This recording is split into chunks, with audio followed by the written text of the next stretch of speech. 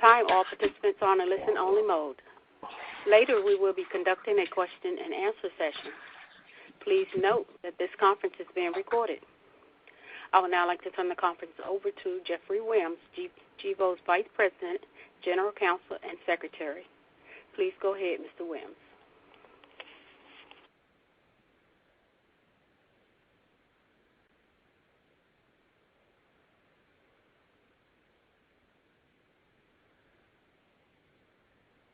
Good afternoon, everyone, and thank you for joining Gevo's first quarter 2021 earnings conference call. I would like to start today by introducing the participants from the company. With us today is Patrick Gruber, Gevo's Chief Executive Officer, and Carolyn Romero, Gevo's Chief Accounting Officer. Earlier today, we issued a press release that outlines the topics we plan to discuss. A copy of this press release is available on our website at www.gevo.com. I would like to remind our listeners that this conference call is open to the media and that we are providing a simultaneous webcast of this call to the public. A replay of today's call will be available on Gevo's website. On the call today and on this webcast, you will hear discussions of certain non-GAAP financial measures. Non-GAAP financial measures should not be considered in isolation from or as a substitute for financial information presented in accordance with GAAP. Reconciliation of these non-GAAP financial measures to the most directly comparable GAAP financial measures are contained in the press release distributed today, which is available and posted on our website. We will also make certain forward-looking statements about events and circumstances that have not yet occurred, including but not limited to projections about Gevo's operating activities for the remainder of 2021 and beyond.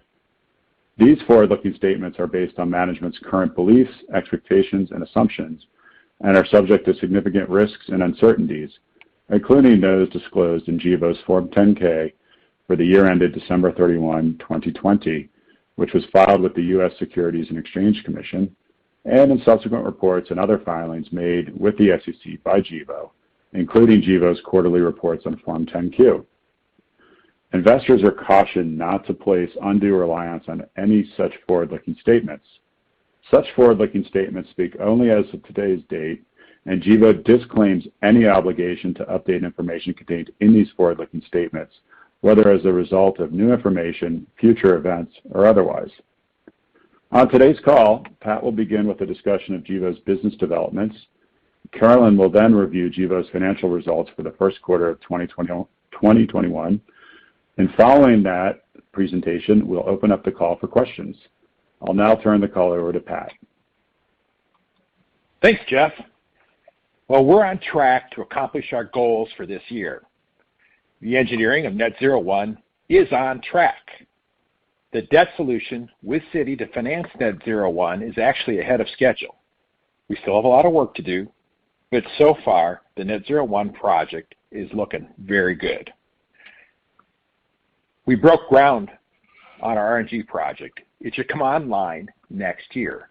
This project is targeting production of 355,000 million BTUs per year and should generate free cash flow for Gevo of approximately $9 to $16 million on an annualized basis beginning in late 2022. Tim Cesarek, our Chief Commercial Officer, has managed to increase our customer contract pipeline by several-fold.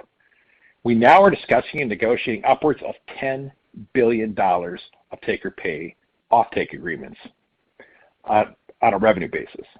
Recall that for each 45 million gallons of contracted product sales, which is the current approximate design capacity of our net zero plants, the sum of the anticipated product sales revenue during the expected take-or-pay contract terms of 6 to 7 years should be about $1.5 billion. It's real money, real business. So if we're able to sever all the contracts in our pipeline, it would mean several more additional plants would be needed to be built. These take-or-pay contracts are non-trivial to obtain because they require the customer to back it with their balance sheet or some other credit support method. We expect to announce the customers and volumes when we can. After the contracts are signed, I think it is likely that we could have more than one net zero plant being built at the same time in the coming years. Based on our current modeling assumptions, we believe that the EBITDA for a net zero plant should be more than $100 million per year once operating. We believe that subsequent net zero plants would likewise model out to be in that same range. As we get more plants booked with take-or-pay contracts, it'll be interesting to see how strategic investors in Wall Street view us. We would hope that the increased visibility into more potential cash flow streams would result in better recognition of value for Gevo and its shareholders. Now, with strategic investors, it's a slightly different perspective. As the tangible demand in the form of take-or-pays becomes bigger, then it becomes even more undeniable as to the potential for our business. The more take-or-pay contracts we ink, the more net zero plants we will need, the more attractive we should become to strategic investors.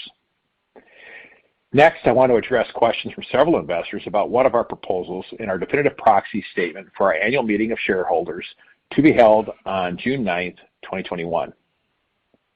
The questions are specifically on proposal number 4, which is an amendment to our amended and restated certificate of incorporation to increase the total number of authorized shares of common stock. This proposal seems to have created confusion for some stockholders, namely a reaction that this proposal means that there would be immediate dilution to current stockholders. Proposal number 4 is asking stockholders to approve an amendment to the company's certificate of incorporation to increase the number of authorized shares of common stock from 250 million to 500 million. This increase doesn't mean we are issuing these new shares immediately. I want to be clear that we are not asking shareholders to approve an offering of common stock at this time. That's not what we're doing here. It's important to remember that Gevo has used most of its existing authorized shares of common stock over the years. The board of directors believes it is in the best interest of the company to increase the number of authorized shares of common stock in order to give us greater flexibility in considering and planning for future potential business needs, including but not limited to potential strategic transactions, strategic partnerships, business combinations, of course financing the construction of accretive production facilities, as well as other general corporate transactions. Now I will turn the call over to Carolyn, who will take us through the financials.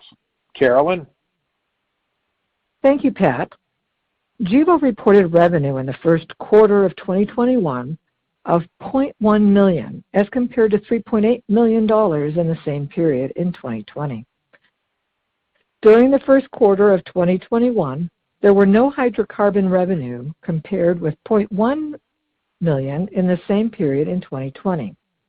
Hydrocarbon sales decreased because of lower production volumes at the Southampton Resources, Inc. facility in Silsbee, Texas.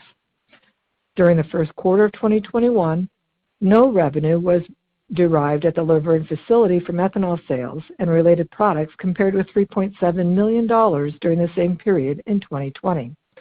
As a result of unfavorable commodity environment during the 3 months ended March 31, 2020, we terminated our production of ethanol and distillers grains, which resulted in no sales for the current period. Cost of goods sold was $2.0 million in the first quarter of 2021 versus $8.1 million in the same period in 2020. Cost of goods sold included approximately $0.9 million associated with the maintenance of the Luverne facility and approximately $1.1 million in depreciation expense. Gross loss was $1.9 million for the first quarter of 2021 versus $4.3 million for the first quarter of 2020.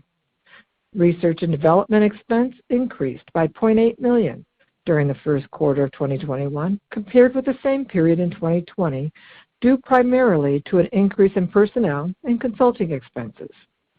Selling, general, and administrative expense increased by $1.2 million during the first quarter of 2021 compared with the same period in 2020, due primarily to an increase in personnel and consulting expenses. Preliminary stage project costs increased by $2.6 million during the 3 months ended March 31, 2021, compared with the same period in 2020, due primarily to increased consulting and research and development expenses related to our RNG and net zero projects. Within total operating expenses for the first quarter of 2021, we reported approximately $0.8 million of non-cash stock-based compensation. For the first quarter of 2021, we reported a loss from operations of $9.9 million, compared to $8.0 million for the same period in 2020. In the first quarter of 2021, cash EBITDA loss, a non-GAAP measure that is calculated by adding back depreciation and non-cash stock-based compensation to GAAP loss from operations, was $7.8 million, compared with $6.2 million in the same quarter of 2020.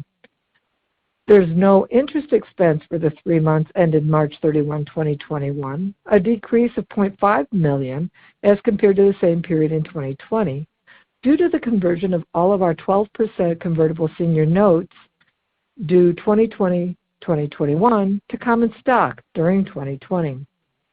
For the first quarter of 2021, we reported a net loss of $10.1 million, or a loss of 5 cents per share on a weighted average shares outstanding of 183,566,524. This compares to a loss of $9.3 million in the first quarter of 2020, or a loss of 64 cents per share, based on a weighted average shares outstanding of 14,472,798. In the first quarter of 2021, Gevo recognized net non-cash loss totaling $0.1 million due to changes in the fair value of certain of our financial instruments, such as warrants and embedded derivatives. Adding back these non-cash losses resulted in a non-GAAP adjusted net loss of $10.0 million in the first quarter of 2021, or a non-GAAP adjusted net loss per share of 5 cents.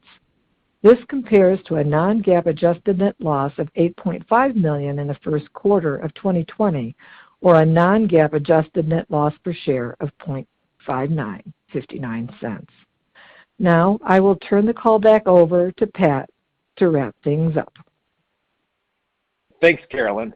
So then, overall, things are on track and looking good. We have the catalysts that are coming up between the offtake agreements and such. I'm pretty pleased with where we are. Let's open up this call for questions. Operator? Thank you. Ladies and gentlemen, as a reminder to ask the question, you will need to press star then 1 on your telephone. To withdraw your question, press the pound key. Again, that's star 1 to ask the question. Please stand by while we compile the Q&A roster.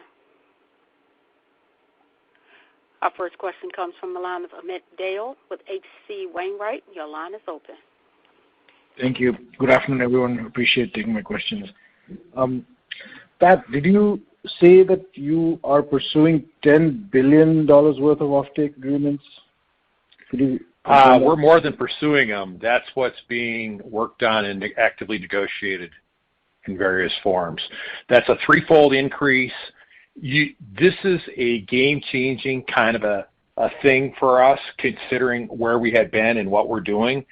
People are figuring out that we have a solution here. So it's going to be exciting, and we're going to be in the position of having to supply product from multiple plants at once. It's a dang good thing we did a greenfield cookie-cutter plant and are designing it the way we're doing it. It was foresight, lucky. Well, we did good, and my people did a really good job. So it's kind of exciting space we're in. And, as always, I never know when we're going to get the darn agreements done. Some of these are really big deals and with not that many customers. And so they'll take time, but we're stacking them up in multiple net zero plants. It's pretty exciting. Are these potential agreements with the airlines or with players in sort of the middle of the value chain? Like, who are these agreements being negotiated with? I think it would be fair to say I can't comment on this stuff like that. We are sworn to secrecy about these things. I know we get this question all the time. Everyone wants to tell us who is it early. We can't do that. Now, but I will say this: it's a mix of those. Okay. So what you just asked me about, it's a mix. Okay. And then I guess I'll ask the obligatory feedstock-related question. As you are getting visibility into the size of, these opportunities, how are you thinking about managing feedstock requirements, et cetera? Well, what's interesting is because we use carbohydrates as feedstock, these are incredibly abundant. So, for example, the corn supply here in the U.S. is 14.2 billion bushels a year ago, and it's increasing. And we use the carbohydrate portion. We separate out the protein. A billion gallons would require several percent of corn supply, and of course that's really not an accurate count because we're separating. It's close to an accurate count, but we're separating out all the protein that goes with it. So there's more than enough feedstock availability, especially when ethanol. Well, it's made a little bit of a comeback, but the ethanol supply has gone down a bit. So we're in pretty good shape in terms of feedstock, and that puts us at a comparative advantage compared to some of the other feedstocks that are out there for renewables. Of course, around the world, it's not corn. In Germany, we would work with something else, and in India, it's definitely molasses and things like that.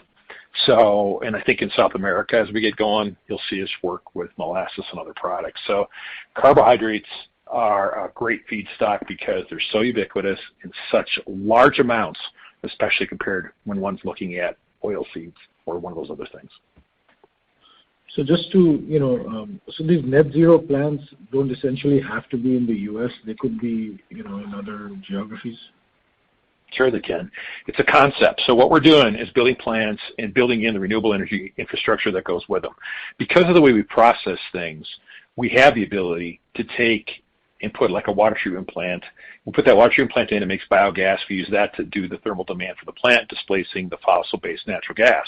Of course, we want renewable electricity. Electricity is the thing that causes, in between electricity and natural gas, that is the thing that causes the bulk of our footprint. This is true of all energy. When we're trying to drive the footprint down on greenhouse gases, it is about electricity. This seems to be lost on the world at large. And the same thing is true with the natural gas. It's fossil-based, both of them. Okay, electricity, 60% fossil-based in this country, and around the world it's about the same. So there's an enormous amount of work to do. So we think of it as every time we do a net zero plant, we'll have done something about renewable energy. And in fact, our company is in fact a developer of renewable natural gas. That's a fact. We are a co-developer of wind. We did a project last year. We're going to do another around our net zero plant.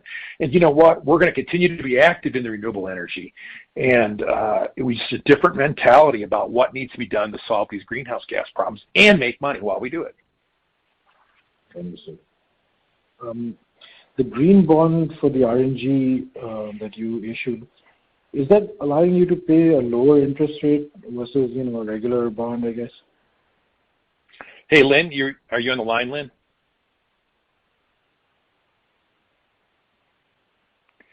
There's an interest rate, and I thought we published it. It's public stuff, so it's there. Okay, I'll check that. I'll look up that. Yeah. No problem, yeah. I guess my other question was around, how much we need to factor in with respect to the interest burden related to this, but I can look that up also. But essentially, the payments on this will begin in 2Q21, right? Yeah. So what will happen is, and what we'll do is what you should do is call in and talk to him and find out more color on it. And the thing that I'm paying attention to is I want this plant built and mechanically complete by the end of the year. I want it operational in the first quarter of next year so that we can get all of our qualifications done to get the stuff certified so we can start generating cash, get that done. I want the money in the door by the end of, in the third, fourth quarter next year, whenever that timing works out. And, I want the cash coming in the door. And when we're talking about $9 to $16 million of cash, that might sound small to people, but dang, that's like real money. We want it. And that's after, the debt service and all the rest. So, I want it. So Pat, what's the delta, what accounts for the delta between the 9 to 16 in that range? Like what could be the difference between you coming in at 9 million or 16 million? When you have to go through California and get certified as to what exactly the pathway is, and they look at your dairies and they'll judge them in some way, and we're trying to be conservative.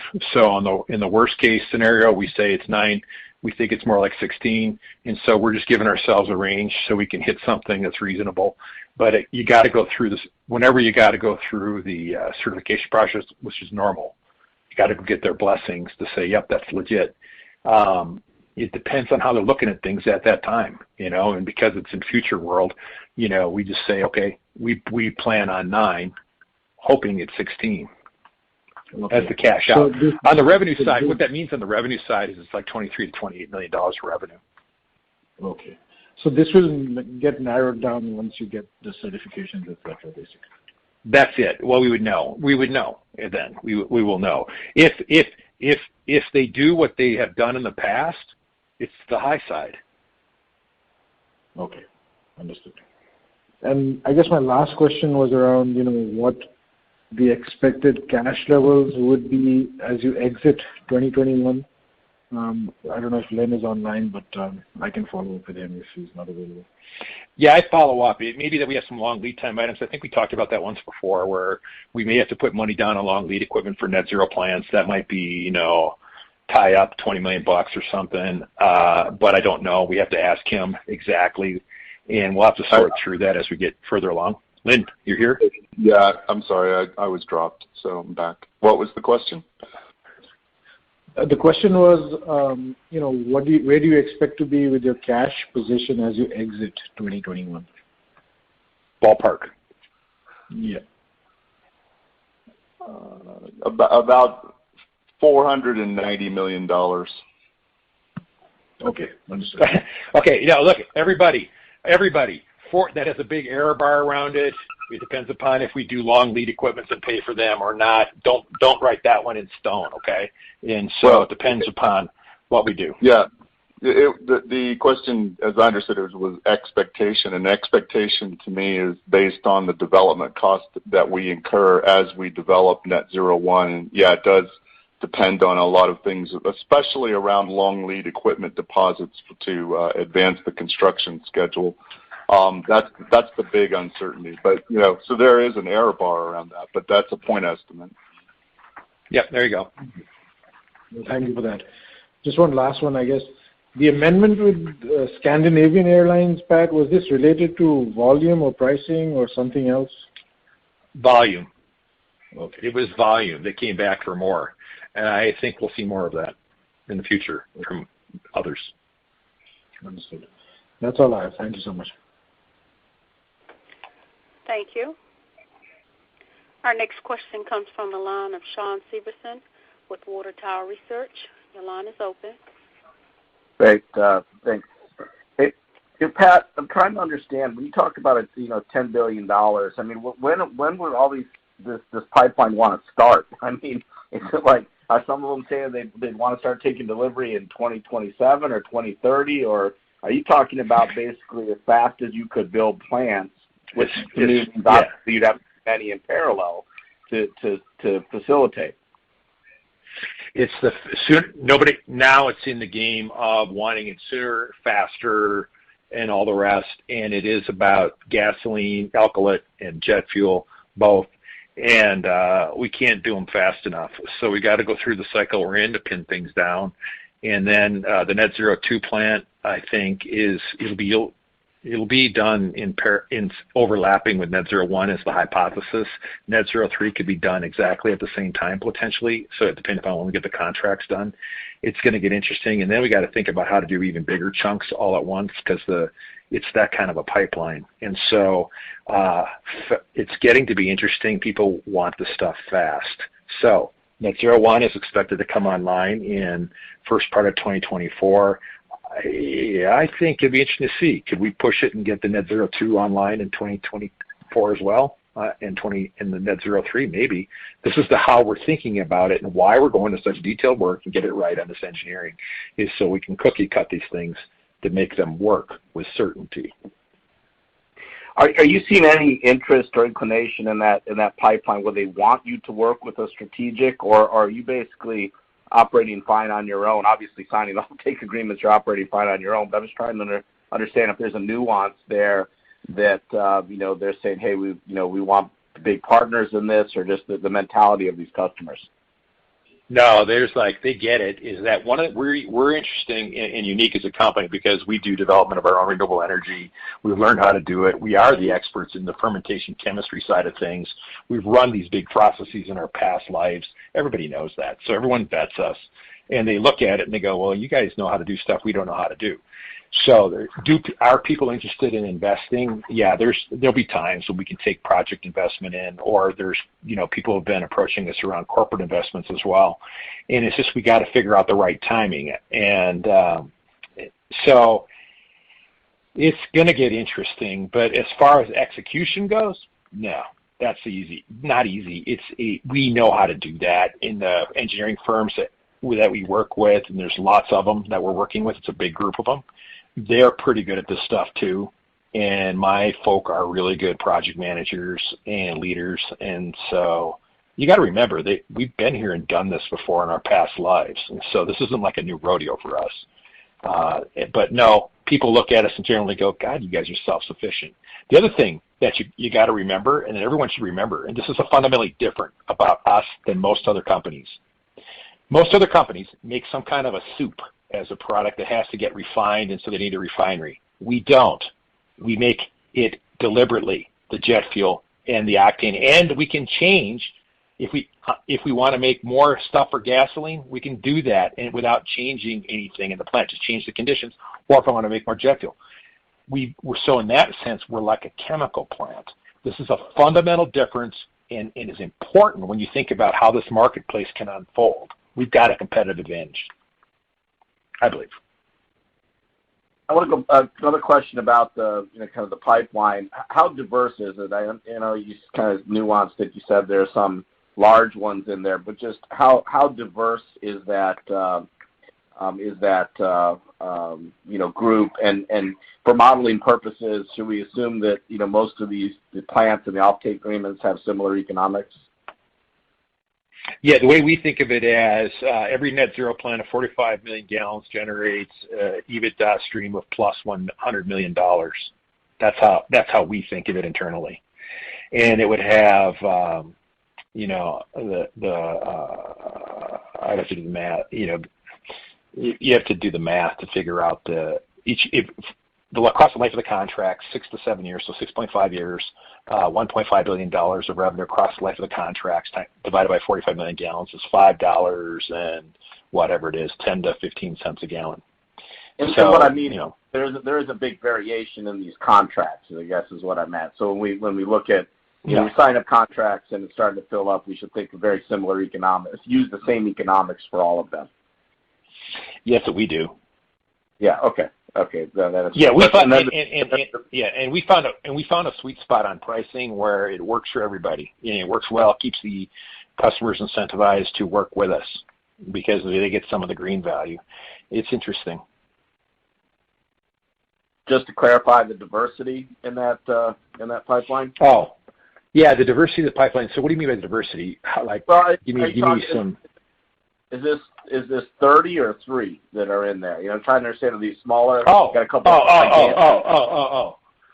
There's probably of the $10 billion. I think it's like I'm going to call it, 15 to 20. Got it. Okay, that's helpful. Thank you. Yeah. Thank you. As a reminder, ladies and gentlemen, that's star 1 to ask the question. Our next question comes from the line of Craig Irwin with Roth Capital Partners. Your line is open. Hi, good evening, and thanks for taking my questions. So, Pat, I understand the enthusiasm of your customers out there. Jet fuel is the one fuel that really has the least environmental compliance of all the liquid fuels. It's high sulfur, high emissions, high particulates. And really one of the best opportunities for environmental remediation with clean fuels. Can you maybe talk a little bit about what you're seeing as one of the leaders in this industry on the regulatory front? I think many of the customers out there are acting today in anticipation of regulatory action. What do you see as possibilities on the horizon that could bring the rest of the industry along with the thought leaders that have already signed up as your customers? Yeah, so I think what will happen, there's several things. You're exactly right. Jet fuel needs work. They can't get to the industry can't get to the goals without having sustainable aviation fuel available. And there's a couple things that are happening. One is that the industry itself is pushing to go up from the 50% blends to the 100%, and that's going to take a mixture of stuff. People like us, we could go make more, all the components as well, but there's lots of guys who can do that. I think mixing and matching is probably the right thing. The key is to drive to low carbon. The lower the carbon, the better. How you count carbons matters a ton.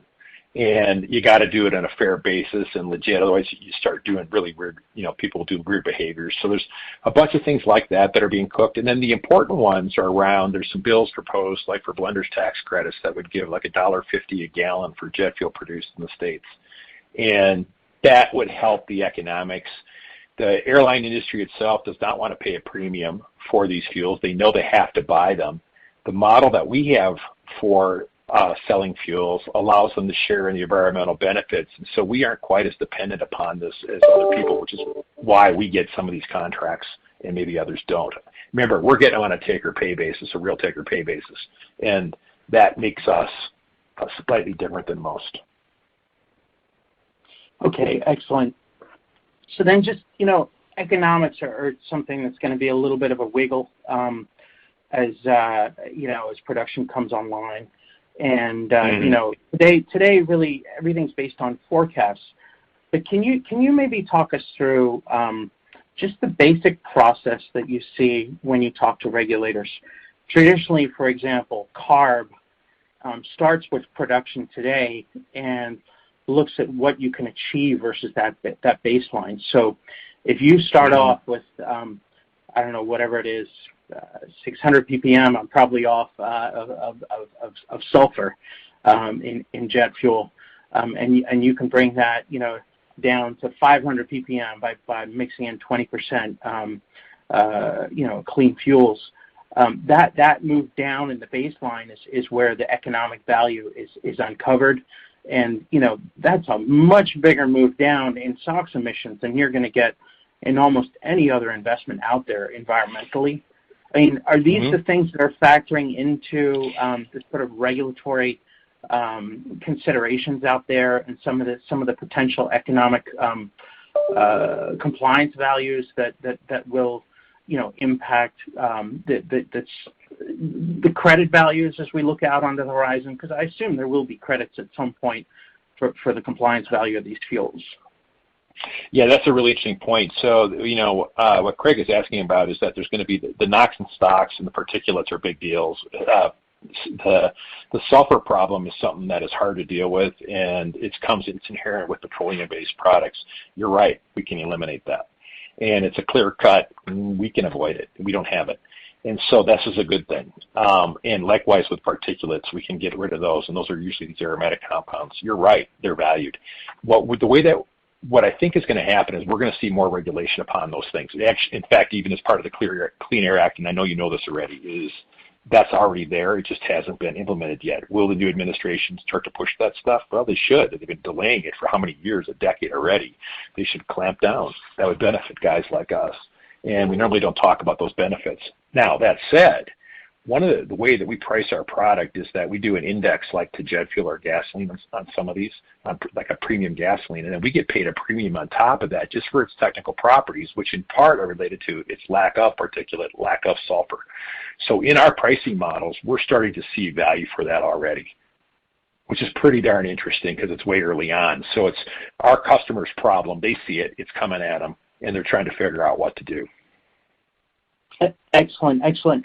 And then, congratulations on the progress on Net Zero 1. I know we're really in a capital phase now, and a lot of this is going to be, the value is going to be realized, as production comes online. What would you say we can look at today for best indicators of economics of production of that plant when it comes online? It's difficult to compare, a 10x scale up, but is there anything else out there in sort of the broader universe of industrial built that maybe we can look at and say, you know, this has been done before and we understand the economics? Yeah, you betcha. There is. The last time a plant of the scale that was done, that was a non-ethanol fermentation, that did a combination of, you know, a genetically modified yeast in a new fermentation system, and then had to make it work right to do chemistry, was back when we did PLA plastics at Cargill, so that we genetically engineered a yeast. The fermentation plant was giant. In fact, at the time, it was the world's biggest fermentation plant. The team I have at Gevo were the leaders of that. They did it. They're the guys. They're still with me at Gevo. This helps us in that there's like the lessons we learned about what works, what doesn't, what the problems, what the pitfalls. This is knowledge you can't get any other place because you got to know how to do this stuff at large scale and the subtleties that go with it. Well, my group has been there and done it before. That gives me enormous comfort. And you know Chris Ryan, my chief operating officer, he led that. Ron Borchardt, my head engineer, he's the guy who built those plants. And so we have them here, and they've been working with it ever since, and that's been on our mind in the lessons we learned. And so it is and this net zero plant that we're talking about is on the order of that kind of a plant at that we did back in the day at Cargill, and it'd be a little bit smaller than one of the giant ethanol plants. Excellent. Well, congratulations on the progress. I look forward to tracking things going forward, and I'll hop back in the queue. Thank you. Thanks, Greg. Thank you. I'm not showing any further questions. I would now like to turn the call back over to Pat for closing remarks. We have made great progress. I wish I could tell you all the details that I know. You'd get really, really excited. And I just can't. And it'll be fun to unfold them. And it takes patience for me too. I want to see more of these contracts with customers done. I want to see they're exciting. And more than one net zero plant, that's a nice problem to have. And it'll also be interesting to see as that volume stacks up on take-or-pay contracts. It really does end the debate about what will people pay for this and are they interested really if you're sitting on the sidelines watching. So it's going to be interesting to see the impact on others around us and what happens. And then the engineering, we keep plugging along and we'll get her done. It takes an enormous quantity of work. We're doing something unusual here, integrating renewable energy, called Renewable Energy Island, into our plant because remember, we got to do the optimization of the wind.